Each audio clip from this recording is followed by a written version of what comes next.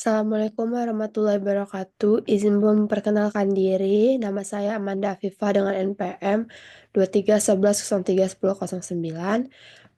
Yang terhormat kepada dosen pengampu mata kuliah akuntansi keuangan lanjutan Ibu Niken Kusumawardani SEM SCAKCA.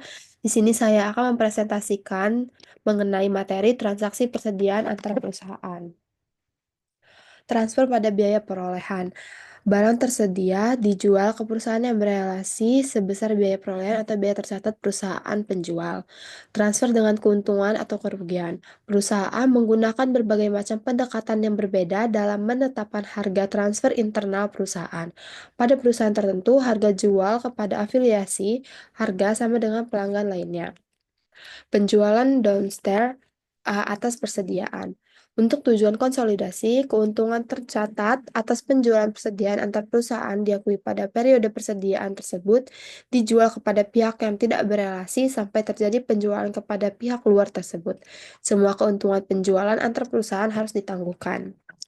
Persediaan dimiliki selama 2 periode atau lebih. Perusahaan dapat mencatat biaya perolehan persediaan yang dibeli dari afiliasi selama lebih dari 1 periode akuntansi. Sebagai contoh, biaya perolehan suatu barang dapat berada dalam lapisan persediaan LIFO dan akan menjadi bagian saldo persediaan sampai lapisan tersebut dilikuidasi. Penjualan upstairs atas persediaan. Pada saat terjadi penjualan upstream atau persediaan dan persediaan dijual oleh induk perusahaan ke non-afiliasi pada periode yang sama, semua jurnal metode akuitas yang dibuat oleh induk perusahaan dan jurnal eliminasi dalam kertas kerja konsolidasi sama dengan ayat jurnal dalam kasus penjualan downstairs. Penjualan dari suatu anak perusahaan ke anak perusahaan lain, transfer persediaan sering terjadi antar perusahaan dalam pengendalian atau kepemilikan bersama. Pada saat satu anak perusahaan menjual barang dagangan ke anak perusahaan lain, ayat jurnal eliminasi sama dengan yang telah disajikan untuk penjualan dari anak perusahaan ke induk perusahaan. Perhitungan income dan NCI. Penjualan downstairs, income from sub, CI dikali sub NI dikurang profit in EI plus profit in BI. NCI 100% sama dengan subs NI. Penjualan upstairs, income from subs sama dengan CI persen dikali subs NI dikurang profit in EI ditambah profit in BI.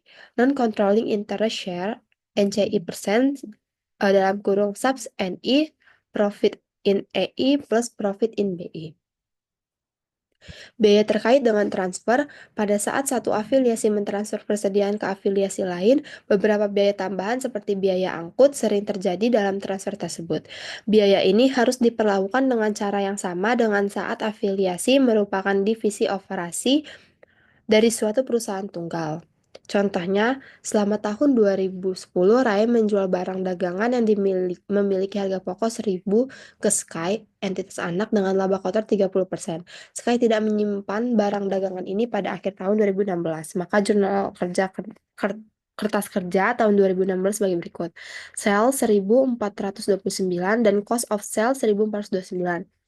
Persentase laba kotor dihitung dari HPP, harga pokok penjualan sama dengan 100% laba kotor, misal 30%, penjualannya menjadi 130%.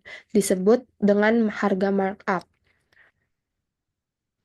Kesimpulannya, transaksi persediaan antar perusahaan memerlukan perlakuan akuntansi khusus untuk menjaga keakuratan laporan keuangan konsolidasi. Barang yang ditransfer antar perusahaan berelasi dicatat berdasarkan biaya perolehan. Tanpa mengakui keuntungan atau kerugian internal, keuntungan dari penjualan downstairs maupun upstream baru diakui saat persediaan terjual ke pihak eksternal. Guna mencegah overstatement laba, metode penilaian persediaan seperti LIFO juga perlu diperhatikan, terutama jika biaya perolehan tertahan dalam lapisan persediaan hingga terjual. Proses konsolidasi mengharuskan eliminasi transaksi internal secara konsisten baik antar perusahaan maupun antar induk dan anak. Biaya tambahan dalam transfer seperti angkut diperlakukan layaknya transaksi internal divisi perusahaan tunggal. Prinsip utamanya adalah penangguhan keuntungan internal, konsistensi perlakuan akuntansi.